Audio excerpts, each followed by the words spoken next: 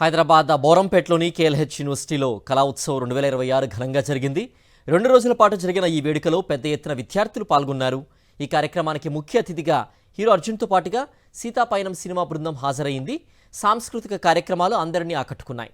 విద్యార్థుల్లో సృజనాత్మకతను పెంచడం, విద్యతో పాటు సంస్కృతి, విలువలు, నాయకత్వ లక్షణాలు పెంపొందించడమే లక్ష్యంగా ఈ కార్యక్రమం నిర్వహించామన్నారు university dean doctor Anand.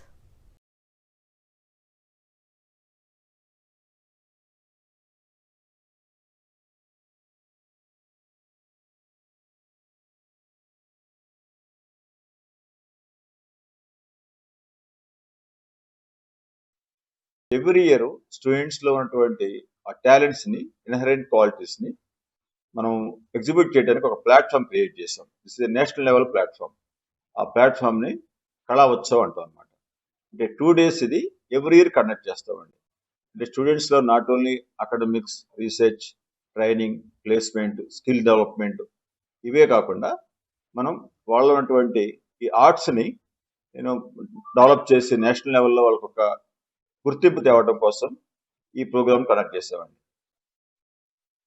We came with a new idea that called as Kala Utsav, and it will be encouraging our new talents, and they are encouraging our talents, and also we are coming up with new ideas and business ideas. Basically, I am studying MBA in KLH, so we'll play best business ideas in our campus too.